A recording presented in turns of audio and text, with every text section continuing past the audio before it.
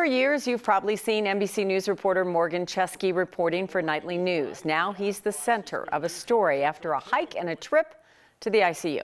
He started feeling sick after hiking at Bryce Canyon National Park, and then he felt worse the next day hiking at Zion National Park. He eventually needed to go to the ICU after suffering a rare and serious form of altitude sickness, high-altitude pulmonary edema. So we want to talk about it with our medical expert, Dr. Paul Coley, to talk about this. So we're going to have to learn what it is. But I have to say, whenever I see Morgan Chesky on TV, he looks extremely fit. He's insanely fit. Every time I've seen him, I'm thinking, that guy works out. So before you describe what this is, does external fitness translate to that internal fitness we're going to talk about here? You know, it's so interesting because historically, the way that high altitude pulmonary edema was discovered, you had all these vigorous young men going up to the mountains and then coming down, and they called it an altitude pneumonia, is what they called it. But we don't know if there's something genetic or there's something about, their predisposition that causes them to have it. But it can happen to even the fittest of athletes. So when we talk about high altitude pulmonary edema or anything that involves altitude medically, what is the altitude where we start to see that floor? So commonly we see this at 8,200 to about 9,000 feet or above. And what you'll see is 2 to 5 days after. So just as he described, it doesn't happen right away.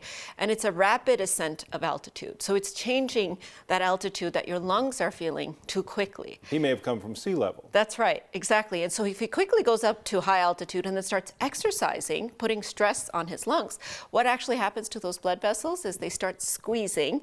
So think about it like squeezing out a sponge into your lungs, and you get fluid of water filling the lungs, almost like you're drowning, and that's that pulmonary edema that occurs. There are so many people out here that love to do their 14ers in the summer months. It's like, I want to see how many I can climb. I mean, what should they be aware of? And this can be really, really serious, right? It can have a high mortality because if your lungs fill up with fluid, they can't oxygenate your blood. And actually, Morgan Chesky was saying his oxygen levels were down in the 50s, where they should be at 99 or 100%. You can die within minutes, is what we're talking about. Oh my God. So this is not something you should ignore. And subtle symptoms can sort of creep up on you, because a lot of times you go up to altitude and you say, oh, I'm a little more breathless, I have a little bit of a cough, it's probably nothing. But you really do need to take this seriously, because it can quickly progress. So if you're having symptoms of persistent cough, usually the breathing problems start first with exertion and then progress to occurring at rest.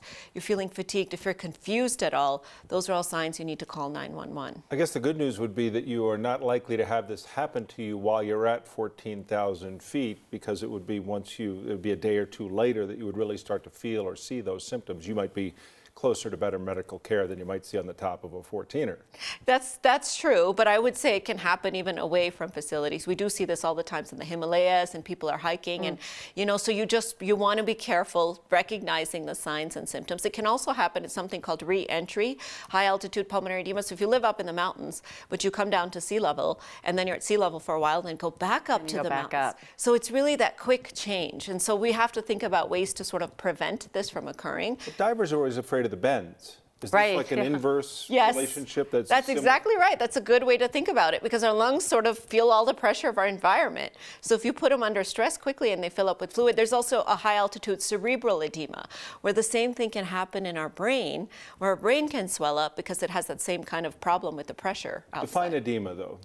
Edema is fluid. Okay. So you fill up with fluid because the pressure changes in the atmosphere. So you either get the fluid in your lungs or you get it in your brain. And in the sort of minor versions of altitude sickness, we call that subclinical. You could have a little fluid but not feel it. So you're just feeling headachy and tired. So he goes to the ICU. What do they do? First thing they do is put a lot of oxygen on him to get those oxygen numbers up. Sometimes they'll even do hyperbaric oxygen, which means more than 100%, just kind of drown his whole body in oxygen. They'll give him medications to help squeeze out some of that fluid from his lungs. They'll give him medicines to help those arteries relax so they don't keep leaking out that fluid into those lungs. And then in the most extreme scenarios, and you saw a picture of him as well, they can put you on breathing support, either through your nose, through a mask, or even have to use a breathing tube. If it happens to you, is it likely to happen to you again?